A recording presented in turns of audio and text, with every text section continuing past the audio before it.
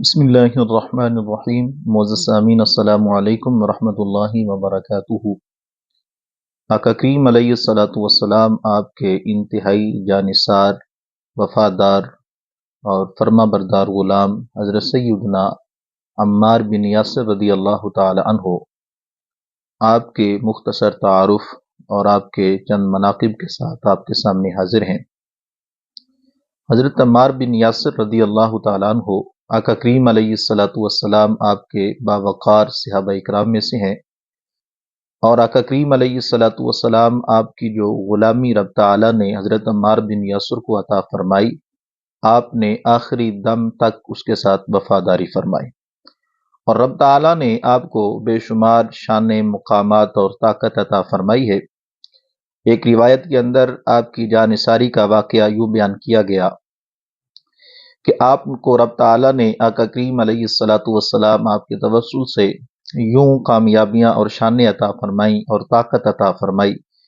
آپ بیان فرماتے ہیں کہ میں نے آقا کریم علیہ الصلاۃ والسلام آپ کے ہمراہ ایک سفر میں شرکت کی، اور اس سفر کے اندر میں نے انسان اور شیطان سے ایک ہی مرتبہ میں لڑائی کی۔ تو جب یہ واقعہ آپ نے بیان کیا تو پوچھا گیا کہ یہ کیسے ہوا؟ تو آپ نے فرمایا کہ ہم آقا کریم علیہ الصلاۃ والسلام آپ کے ساتھ سفر کر رہے تھے، تو ایک جگہ پر جب ہم نے پڑاؤ ڈالا اور میں پانی لینے کے لیے جانے لگا، اپنا مشکیزہ پکڑا، تو آقا کریم علیہ الصلاۃ والسلام آپ نے ارشاد فرمایا کہ کہاں جا رہے ہو؟ تو عرض کی یا رسول اللہ صلی اللہ علیہ وسلم، میں پانی لینے جا رہا ہوں۔ تو آپ نے فرمایا کہ جب تو پانی لینے جائے گا تو کوئی آدمی تجھے پانی نہیں لینے دے گا اور تیرے ساتھ وہ لڑائی جھگڑا وغیرہ کرے گا، اور پانی اتنی آسانی سے تجھے نہیں ملے گا۔ تو آپ بیان فرماتے ہیں کہ جب میں آقا کریم علیہ الصلاۃ والسلام آپ کا کلام مبارک سن کر چلا، تو جب میں اس پانی والی جگہ کے قریب پہنچا اور اپنا مشکیزہ اس کو کھولا اور مشکیزے کے اندر پانی بھرنے لگا، تو کیا دیکھتا ہوں کہ ایک انتہائی ہیبت ناک کالے رنگ کا آدمی وہ بڑی تیزی کے ساتھ میری طرف آ رہا ہے، اور مجھے کہتا ہے کہ میں اتنی دیر تک تجھے پانی نہیں لینے دوں گا جتنی دیر تک تم کوئی گناہ نہ کر لو۔ تو کہتے ہیں کہ میری اس کے ساتھ پھر لڑائی ہو گئی، اور رب تعالیٰ نے جب مجھ کو اس پر فتح عطا فرمائی، میں نے اس کو بچھاڑ دیا، زمین پہ گرا دیا۔ تو فرماتے ہیں کہ ساتھ میں ایک پتھر تھا، میں نے اٹھا کے اس کے اوپر مارا، اس کا چہرہ بگڑ گیا، اس کا ناک جو ہے اس کی ہڈی ٹوٹ گئی۔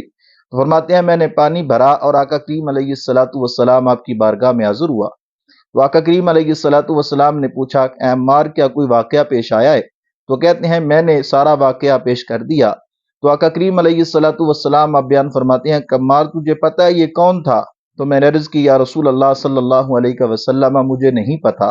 تو آپ نے فرمایا کہ وہ شیطان تھا۔ تو رب تعالیٰ نے حضرت عمار بن یاسر رضی اللہ تعالیٰ عنہ آپ کو اتنی شان عطا فرمائی آقا کریم کے توسل سے کہ آپ نے شیطان کو بھی آقا کریم علیہ الصلاۃ والسلام آپ کی واسطہ سے، آپ کے وسیلہ سے بچھاڑ دیا۔ اور اسی طرح آپ نے جب ایمان اسلام قبول کیا تو رب تعالیٰ نے آپ کے اوپر اتنا کرم کیا کہ آپ کے والد ماجد اور آپ کے بھائی اور آپ کی والدہ حضرت سمیہ رضی اللہ تعالی عنہا آپ نے بھی اسلام کو قبول کیا۔ اس وقت چونکہ یہ گھرانہ یہ غلامی کی زندگی گزار رہا تھا، تو کفار مکہ نے بہت طرح کے ظلم و ستم آپ پر کیے، حتیٰ کہ حضرت عمار بن یاسر رضی اللہ تعالی عنہ آپ کی والدہ ماجدہ حضرت سمیہ رضی اللہ تعالی عنہا آپ کو ایک مرتبہ اسی وجہ سے کہ آپ نے اسلام قبول کر لیا تھا، ابو جہل نے انتہائی نازیبا کلمات بھی کہے اور آپ کو ناف کے نیچے نیزہ مارا،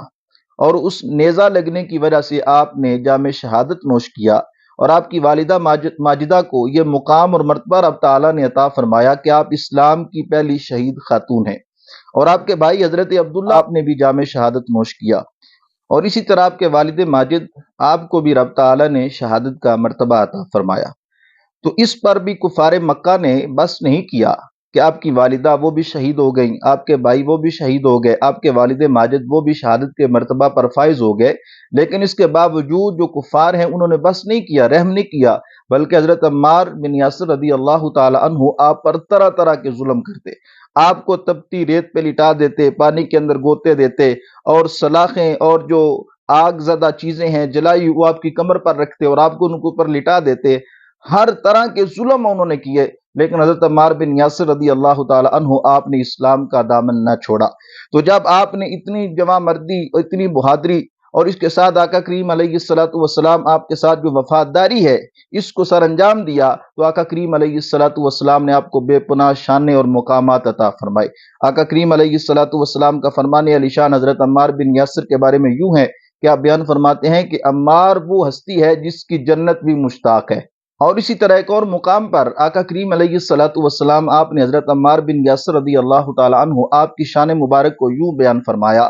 آپ بیان فرماتے ہیں کہ بہت سارے کمبل پوش لوگ ایسے ہیں جن کی لوگ تو پرواہ نہیں کرتے، لیکن اللہ کے ہاں ان کا مقام ایسا ہے اگر وہ کسی بات پر قسم کھا لیں تو رب تعالیٰ اس بات کو پورا فرما دیتا ہے۔ آپ فرمائیں ان لوگوں میں سے ایک عمار بن یاسر بھی ہیں، یعنی اتنا مقام اور مرتبہ رب تعالیٰ نے آپ کو آقا کریم علیہ الصلوۃ والسلام آپ کی غلامی کے سبب عطا فرمایا کہ آپ کی زبان سے جو الفاظ نکلتے ہیں رب تعالیٰ ان کو پورا فرما دیتا ہے۔ اور اسی طرح ایک اور روایت کے اندر آقا کریم علیہ الصلوۃ والسلام آپ نے حضرت عمار بن یاسر کی شان کو یوں اپنی امت کے سامنے رکھا، آپ بیان فرماتے ہیں کہ عمار جو ہے عمار بن یاسر اس کو رب نے یہ مقام عطا فرمایا، اس کا مفہوم آپ کے سامنے رکھتا ہوں کہ عمار کے جسم کے اندر ہر جوڑ کے اندر ایمان جو ہے وہ سرایت کر چکا ہے، یعنی یہ مقام رب تعالیٰ حضرت عمار بن یاسر رضی اللہ تعالی عنہ آپ کو آقا کریم علیہ الصلوۃ والسلام آپ کی غلامی کی وجہ سے عطا فرمایا۔ اور اسی طرح حضرت عمر فاروق رضی اللہ تعالی عنہ آپ کے دور خلافت کے اندر